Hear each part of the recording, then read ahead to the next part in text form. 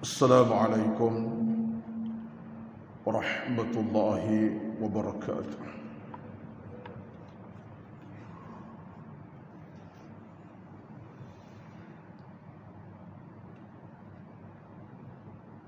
Innal hamdalillah nahmaduhu wa nasta'inuhu wa nastahdihi wa nastaghfiruh ونعوذ بالله من شرور أنفسنا ومن سيئات أعمالنا من يهده الله فلا مضل له ومن يضلل فلا هادي له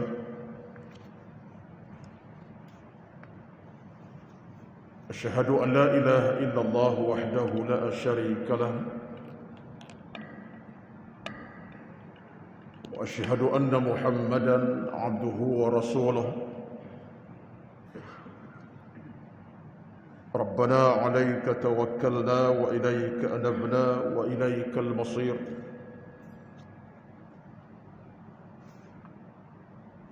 اللهم أحسن عاقبتنا في الأمور كلها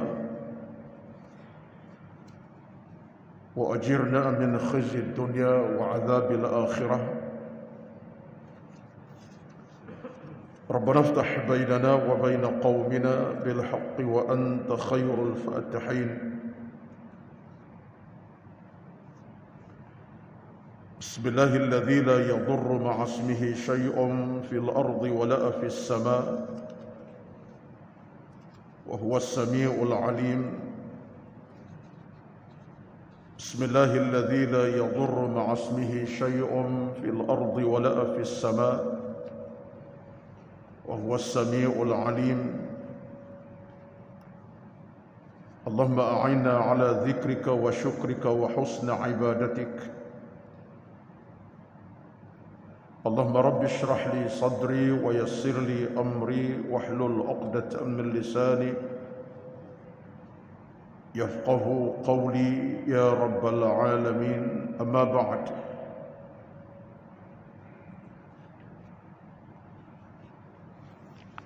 أعوذ بالله من الشيطان الرجيم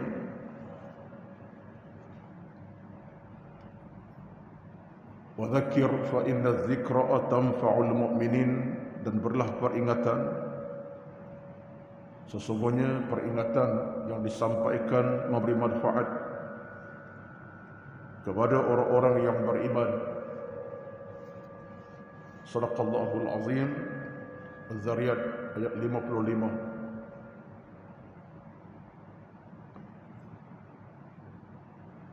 Berbahagia Al-Fadhil pengurusi dan kuasa surau Masjid At-Taqwa Taman Tun Dr. Ismail Kuala Lumpur dan seluruh dan kuasa pengurusan masjid yang dihormati, yang dikasihi Al-Fadhil Tuan Imam yang bertugas pada hari ini,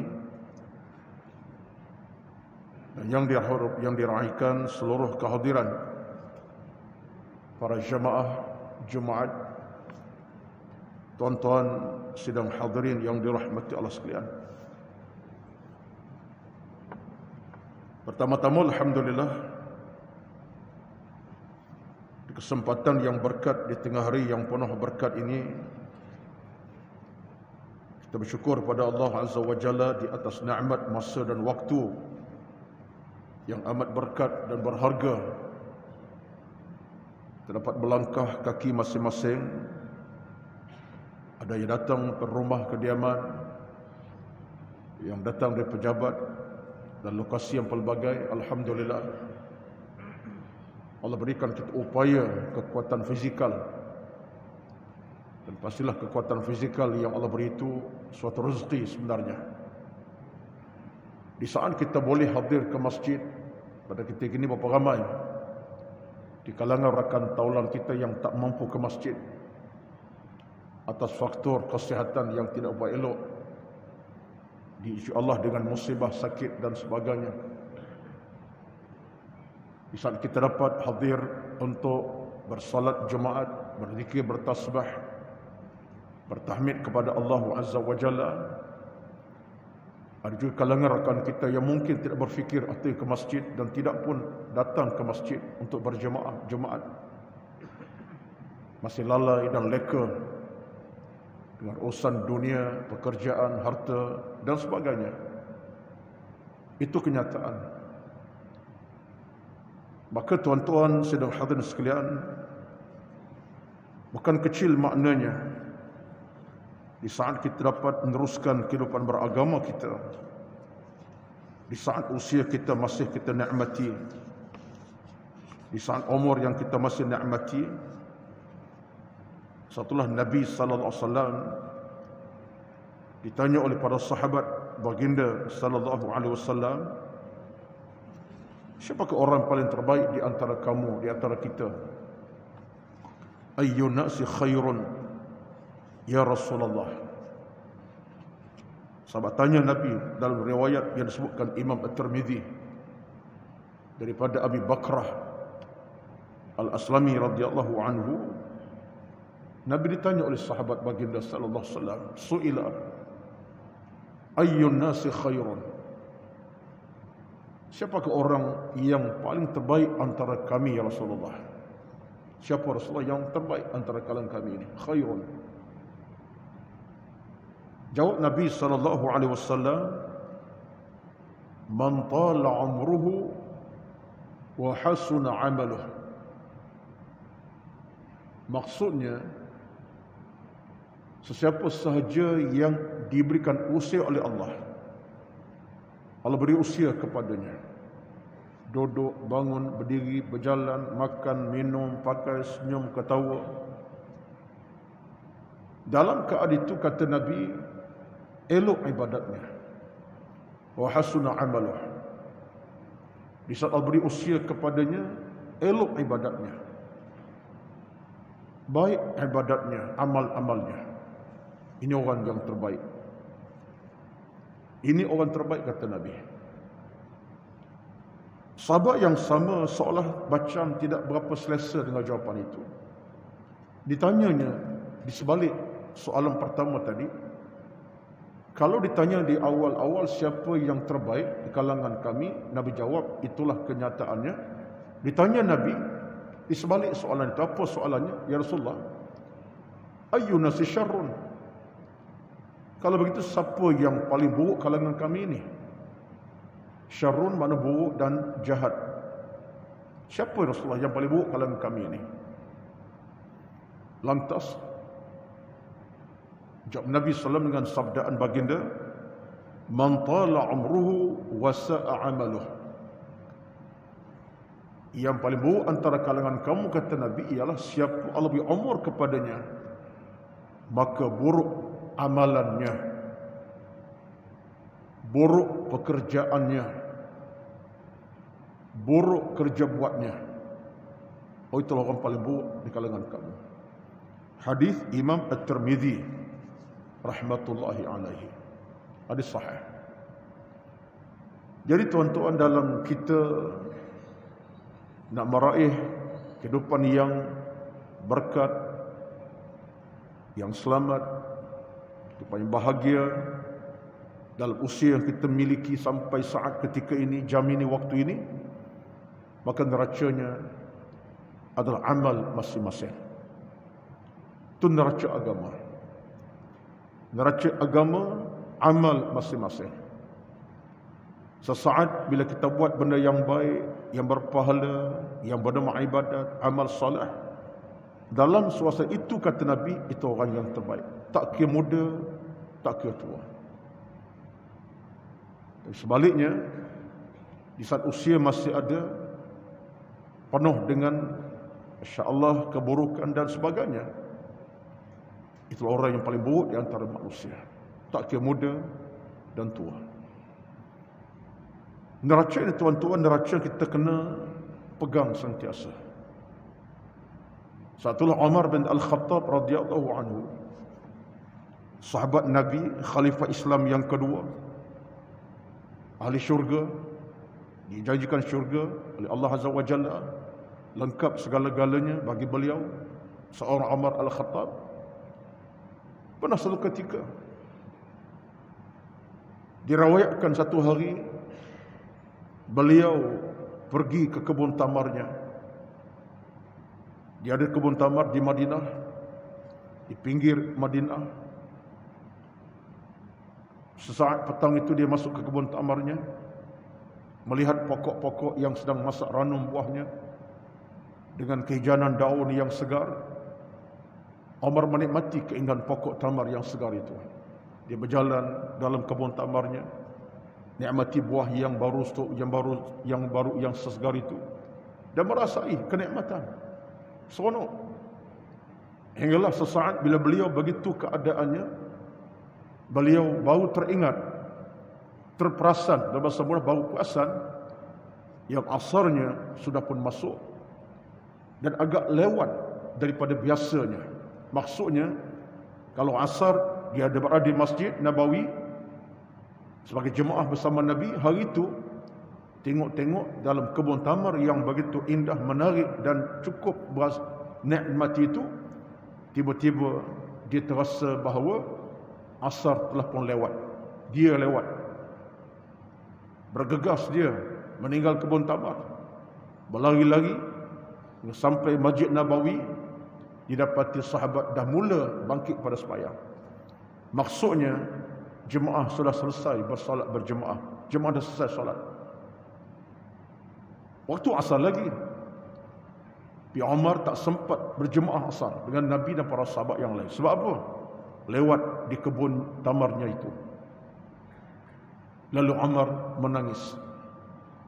Sesampai di Masjid Nabawi, dia seorang-seorang dia, sembahyang seorang, tak berjemaah. Sebab ajar dah selesai. Selesai dia solat seorang-seorang diri dia menangis. Wa yabki bukaan syadidan, riwayat kata dia menangis. Dia menangis semahu-mahunya sehingga sahabat bersangka Umar sakit kot. Umar ada masalah apa ni? Menangis ni tanda sakit atau ada masalah, biasalah. Ada something lah, masalah apa, keluarga ke, diri sakit ke, peribadi sakit. Lalu sahabat bersangka Umar ni ada sakit kok. Lalu sahabat pun cerita kat Nabi, ya Rasulullah, Umar sedang menangis. Umar sedang menangis. Nabi datang pada Umar, lalu tanya Umar, ma bika ya Umar? Lalu Nabi datang tanya Umar, ma bik, apa yang berlaku Umar? Lalu Umar pun memandang wajah Nabi. Kata Umar, demi Allah Subhanahu, aku telah kehilangan usia aku yang sebenarnya. Umar guna perkataan, aku kehilangan usia. Mana umur aku dah hilang dah. Tuan-tuan, hilang umur. Kalau kita faham mati, apa mati? Tak mati lagi. Rupanya Umar bercakap dalam nada penyesalan, sebab patut tadi dia sembahyang asar berjemaah. Patutnya berjemaah dengan Nabi, tapi dia tak sempat. Sebab apa?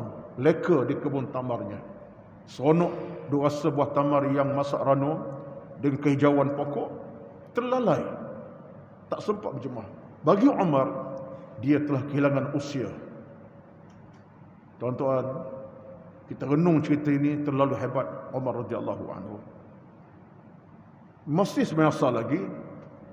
Bukan asar dah habis, waktu asar lagi. Cuma tak sempat berjemaah dengan Nabi SAW. Tuan-tuan, bayangkan Umar boleh sebut, aku dah kehilangan umur dan usia. Lalu Nabi kata, ya Umar, engkau sebaik-baik lelaki di kalangan kami. Maksudnya, engkau ni orang paling baik antara kami, paling hebatlah. Cara berfikir Umar, cara yang hebat. Tuan-tuan dirah sekalian, cerita panjang tu, riwayat sebut Umar radhiyallahu, kemudian apa dia buat? Ini yang satu benda yang hebat bagi Umar. Dia kata kat Nabi, ya Rasulullah, aku tak sempat jemaah asar dengan kamu tadi.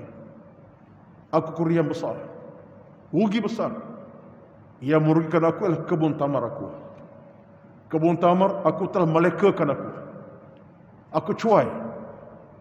Oleh itu, aku wakafkan kebun tamar ini. Bayarnya apa tuan-tuan? Dia wakaf kebun tamar. Dianggap kerana kebun tamar tadi telah mencuaikannya, melekakannya, dia wakafkan kebun tamar. Wallahu a'lam lah tuan-tuan, peribadi macam mana Abu Umar radhiyallahu anhu. Sesuatu yang bukan mudah untuk dibuat oleh sesiapa kalangan manusia biasa. Tak mampu kita tuan-tuan nak buat benda macam tu. Leka duk pegang phone, baru beli semalam 2 minggu lepas, duk tengok apps macam-macam, tengok FB, IG, tu ni, tengok asal dah pukul 6.30 contohnya. Biar semayang jemaah, leka telefon, agak-agaknya derma dak, wakaf dak telefon kepada masjid. Saya tak buat, tak berani saya nak beli politik, harga bukan sikit. Contoh, tapi Umar radhiyallahu anhu sanggup wakaf kebun tamar atas sebab kebun telah melekakannya. Bukan soal tak semayang, tak sempat berjemaah dengan Nabi SAW. Kerana semayang jemaah itu besar pahala, berbeza semayang seorang-seorang. Salatul jama'ati afdal min salatil fadhi bi-sab'in wa 'ashri darajatan. Semayang jemaah betul sekali ganda pahala semayang seorang-seorang. Jadi Umar ambil tindakan begitu hebat. Yang disebut tadi adalah aku telah kehilangan usia. Hilang usia, makna usia aku dah hilang keberkatannya. Tuan-tuan, apa yang saya nak tarik perhatian di sini bukanlah apa. Nak menunjuk kepada saya dan tuan-tuan yang hadir pada hari ini, bila kita dapat menghargai nikmat usia yang kita miliki. Usia yang kita ada sekarang, saya dan usia saya yang menganjak dari hari ke hari ke usia yang jauh. Daripada muda sampai tahap ini dah rasa dah macam-macam. Samalah kita pada hari ini. Dalam kita menghargai nikmat usia Allah beri ini, keterkaitan amalan itu penting sekali. Betul dalam hubungan ini, Nabi ajar kita supaya sentiasa berdoa kepada Allah Azza wa Jalla untuk mendapat usia yang berkat, usia yang dirahmati Allah Azza wa Jalla, usia yang baik, usia yang dihiasi dengan kebaikan demi kebaikan. Betul dalam hubungan agama ni tuan-tuan, seorang yang bijak antara manusia adalah mereka yang sentiasa merasai nikmat usianya suatu anugerah besar pada Allah Azza wa Jalla. Bahkan seorang ulama yang lain, ya bernama Al-Hasan Al-Basri, ketika anak murid tanya beliau, apakah suatu perkara yang paling besar dalam sebuah kehidupan, paling besar, harganya besar, nikmat besar, apa dia wahai tuan guru? Dalam sebuah kehidupan, apa dia satu benda paling besar, harganya besar, nilai pun besar? Tuan-tuan sekalian, apa jawapan Al-Hasan Al-Basri bila ditanya macam tu? Kalau kita nak kira sebuah kehidupan, kalau nak kira besar banyak, nikmat mata besar. Kalau mata tak boleh celik, boleh sejam je, tak boleh nampak sejam, Allah tutup sejam, bukan 3 minit, bukan 12 hari, 10 hari, 1 jam je. Saya rasa kita duduk tengah-tengah elok celik, tiba tak boleh tengok, oh habis. Dunia gelap gulita. Allah tarik daripada kita pendengaran. Biasa dengar, tiba-tiba Allah tarik 2 jam, tak dengar apa. Pergi jumpa doktor, doktor tak boleh rawat dah, tak apa dah ni, tak dengar dah. Kita menangis boleh jadi. Tiba-tiba mata boleh melihat, Allah tutup penglihatan, gelap gulita. Bukan sampai 3 hari, 3 jam je. Kita rasa dunia dah gelap. Betul, nikmat mata besar, nikmat telinga besar, kaki melangkah besar. Tapi apa kata Imam Al-Hasan Basri? Ditanya ni paling besar apa dia? Dia kata ni paling berharga ialah umur aku. Umur aku. Sebab katanya kalau mata sakit dirawat, telinga sakit boleh cari ubatnya, kaki sakit dirawati obat, dirawati sakitnya, tangan sakit dirawati sakit. Tapi kalau umur dah hilang, dia tak akan kembali semula. Bila umur Allah tarik daripada kita, dia tak akan kembali semula. Kata Basri, yang paling besar bagi aku, paling hebat bagi aku, paling tinggi nilainya, umur aku. Lalu kata Basri, demi Allah, Aku tidak akan sia-siakan umurku, melainkan umurku adalah untuk Allah, kerana Allah Azza wa Jalla. Ini semua tuan-tuan kaedah-kaedah yang dipakai guna oleh para alim ulama. Umar pun guna pakai sama. Bagaimana untuk jadikan umur ini dalam keberkatan, dalam kerahmatan, dalam kenikmatan, dalam kebaikan, dalam keridhaan Allah Azza wa Jalla. Itulah sebabnya saya yakin, saya percaya buat diri saya juga yang cakap ini. Bila kita sampai saat ini, boleh kita lihat, kita tonton, tengok, kita bercakap, kita berbual mesra, dapat kita bergerak sana sini. Usia masih ada ni. Allahu Akbar, ya Allah, besarnya nikmat usia aku dapat, ya Allah. Besar nikmatnya, ya Allah. Bangun-bangun tidur di awal pagi tadi, jam 5, 4 pagi tadi, belum subuh tadi, buka mata sahaja, dapat nafas yang baru buat hari Jumaat hari ini. Boleh bangun, duduk, bangun, beribadat, subuh, kemudian buat kerja macam-macam sampai sekarang. Umur kita Allah beri.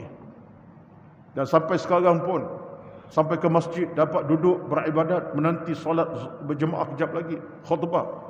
Tuan-tuan, puan-puan, semua ini merupakan suatu kenyataan yang kita kena terima besarnya nikmat usia dalam sebuah kehidupan.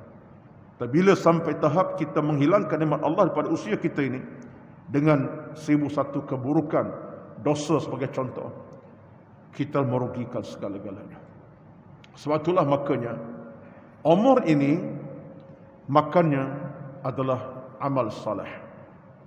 Umur ini kata seorang ulama lain, Sulaiman Ad-Darani, seorang ulama tasawuf terkenal. Sulaiman Ad-Darani, dia bercakap usia umur, dia kata apa? Makanan umur yang mengenyangkan amal saleh. Amal saleh makanan bagi usia dan umur kita, mengenyangkan.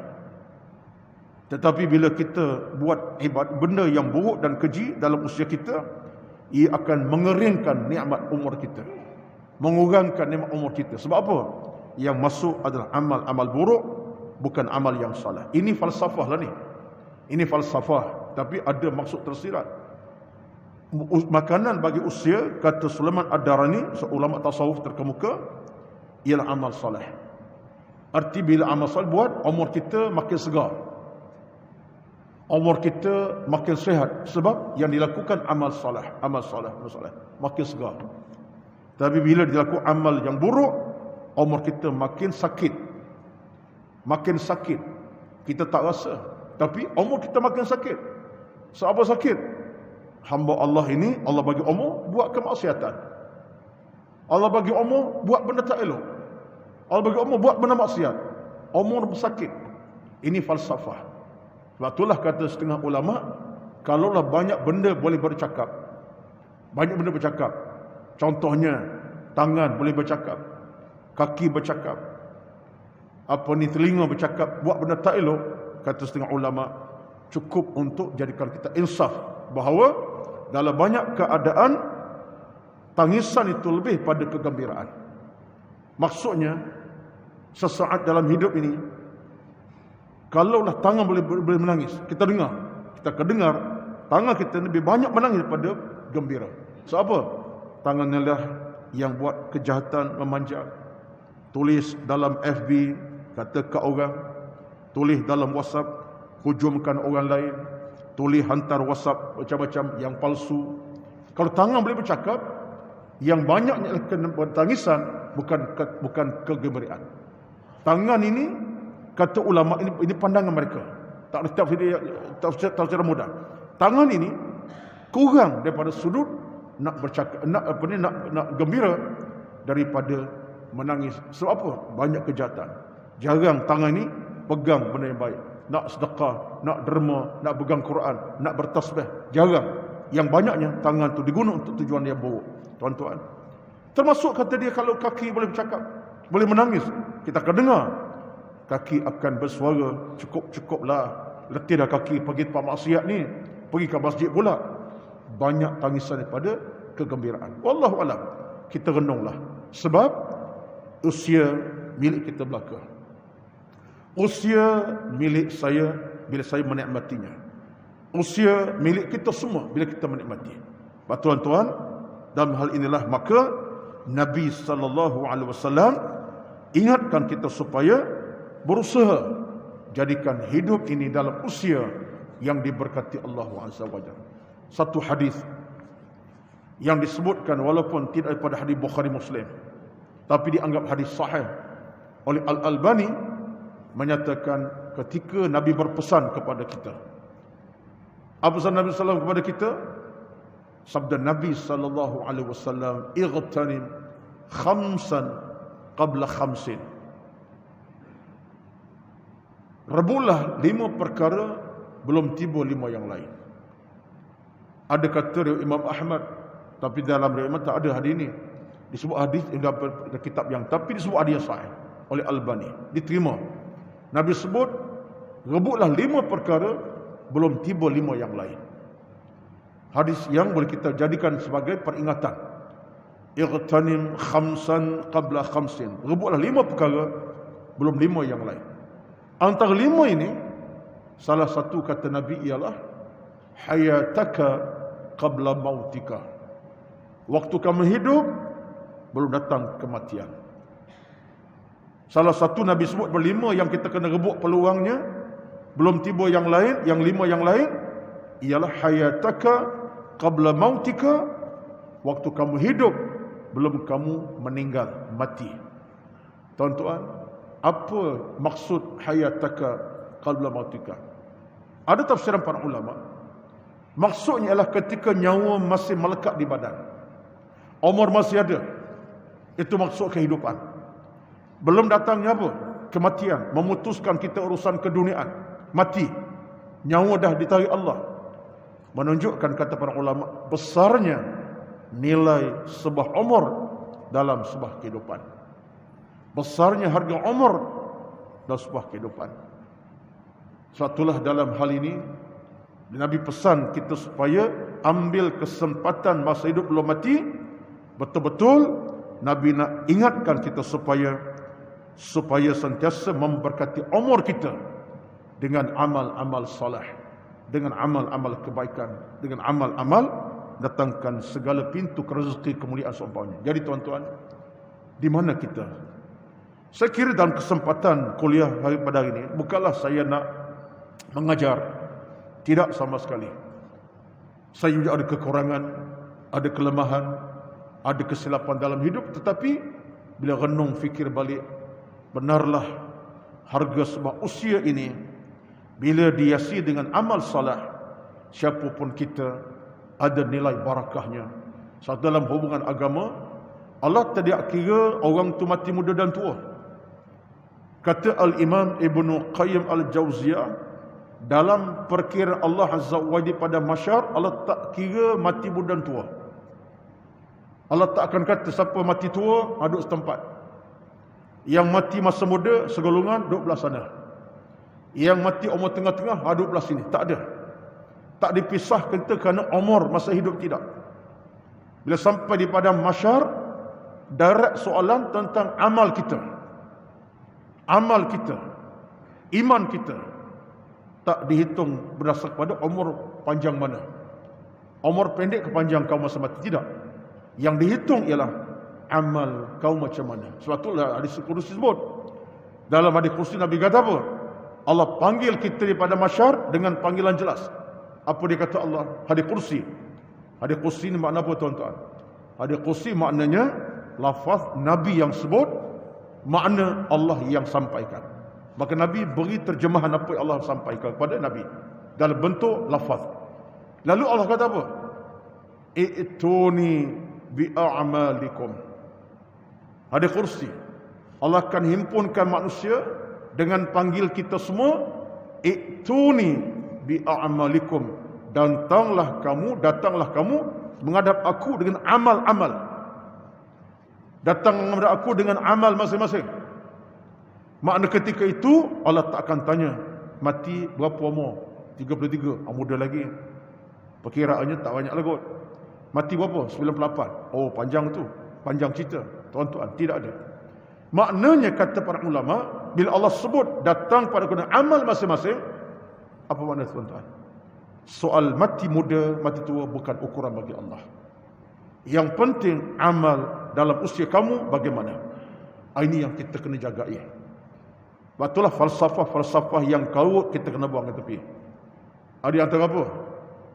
Muda, tak apalah, nak tak beramal pun. Tua nantilah. Dah tua, kena beramal. Sebab apa? Tua nak mati. Muda, tak perlu nak amal lagi sebab muda lagi. Ini sebuah falsafah yang kaut. Ini satu pandangan yang langsung tak kait dengan agama. Ini pandangan nafsu semata-mata. Betullah agama, kata Allah Azza wa Jalla, "I'tuni bi'amalikum," datanglah kamu menghadap dengan amal masing-masing. Ketika itulah usia tua muda bukan ukuran untuk kita berada di tahap dibebaskan kerana kita muda. Amal tak banyak. Yang tua amal banyak tak banyak, akan hukum dulu. Tidak ada. Tuan-tuan, kita kena ambil sebagai satu peringatan bersama, mudah-mudahan dalam kehidupan beragama kita, atas apa nikmat Tuhan beri, masa, waktu, tenaga, apa saja, fikirkanlah untuk kita mencipta sebuah kehidupan yang langsung terarah kepada apa? Amal saleh. Inilah yang diajar oleh agama, oleh Allah dalam Al-Quran pun. Rumusannya, saya ajak tuan-tuan, renunglah, pulanglah kepada satu ayat dalam Al-Quranul Karim yang kita patut ingati sepanjang waktu. Dalam kita bergerak ke mana-mana, hidup di mana kita, pandanglah dengan penuh keesah ayat Al-Quran. Surah apa? Al-Asr. Apa ayatnya? Semua kita tahu, kita faham insya-Allah. Wal asri, demi masa, demi usia, demi umur, demi waktu. Innal insana lafi khusrin, manusia berada dalam kerugian. Allah bersumpah dengan umur manusia, dengan masa. Rugi manusia, kata Allah. Tapi ada tak rugi? Illal ladzina amanu wa amilus salihat wa tawasaw bil haqqi wa tawasaw bis sabri. Melainkan yang tak rugi, kata Allah, 4 jenis sifat yang ada pada diri dia. Yang pertama, beriman. Yang kedua, amal saleh. Yang ketiga, hidup dalam kebenaran agama. Yang keempat, dia bersabar dalam urusan hidupnya. Inilah ciri-ciri orang yang umurnya ada barakahnya. Iman kental, amal saleh banyak, kebenaran dia pegang, sabar dalam beribadat. Susah payah dia bersabar. Susah payah dia beribadat. Macam mana susah payah dalam ibadat dia sabar? Kerana pahala dia cuba nak raih. Dia buat kebaikan demi kebaikan. Inilah golongan yang Allah sebut dalam ayat disebutkan tadi, ciri orang yang benar-benar berada dalam suasana umur yang diberkati oleh Allah Azza wa Jalla. Maka ayat ini, tuan-tuan, ayat yang penting, amat penting kita bawa dalam hidup kita. Mudah-mudahan dia memandu kita insya-Allah dalam apa situasi, memandu kehidupan umur usia kita untuk kita kembali kepada sesuatu yang boleh membawa kebaikan. Kalau nak tergelincir, boleh kembali ke pangkal jalan. Kalau dah tergelincir sekalipun, boleh balik ke pangkal jalan. Sebab kita insaf, umur aku ini milik Allah, bukan milik aku. Kalau aku gunakan umur bukan yang baik, aku akan kecewa di hadapan Allah Azza wa Jalla. Maka tuan-tuan, mari sama-sama pada hari Jumaat yang penuh barakah ini, tekadkan azam, kukuhkan semangat, kukuhkan niat kita kepada Allah Azza wa Jalla. Mudah-mudahan hidup kita bermakna dengan makna-makna yang kita maknakan dengan amal-amal yang berterusan. Moga-moga kita masuk golongan Nabi sebutkan tadilah, ayyun nasi khairun, mana golongan yang paling terbaik? Jawab Nabi, man tala umruhu wa hasuna amaluh, orang yang umur Allah beri dan elok ibadatnya kepada Allah Azza wa Jalla. Mudah-mudahan itulah harapan kita, siapapun kita, di mana peringkat kehidupan kita, yang miskin, yang kaya, berjawatan, tak berjawatan, tak berjawatan, siapapun kita, hakikatnya ialah umur kita adalah merupakan amanah Allah buat kita semua. Dan bila sampai masa perhitungan tak umur akan berlaku, maka mudah-mudahan kita berjaya, bukan gagal. Kita berjaya, bukan tewas. Kita menangkan, bukan kita gagal. Amin ya rabbal alamin. Ya Allah Tuhan kami, berikan rezeki umur yang berkat, umur yang dirahmati-Mu ya Allah. Hidup dalam iman, mati dalam iman, hidup dalam ilmu dan mati dalam ilmu. Amin ya rabbal alamin. Aqul qawli hadza wa astaghfirullahal azim li wa lakum. A'udzu billahi minasy syaithanir rajim. Bismillahirrahmanirrahim. Alhamdulillahi rabbil alamin. والصلاة والسلام على سيدنا محمد وعلى آله وصحبه أجمعين. اللهم إنا نسألك الخير عاجله وآجله. اللهم ارحمنا يا كريم يا منان يا مجيب السائلين. ربنا ظلمنا أنفسنا وإن لم تغفر لنا وترحمنا لنكونن من الخاسرين. اللهم أحسن عاقبتنا في الأمور كلها. اللهم تقبل منا إنك أنت العليم الحكيم، ولا حول ولا قوة إلا بالله العظيم. ربنا آتنا في الدنيا حسنة وفي الآخرة حسنة وقنا عذاب النار. صلى الله عليه وسلم محمد والحمد لله رب العالمين. تقبل الله منكم والسلام عليكم ورحمة الله وبركاته. استغفر الله.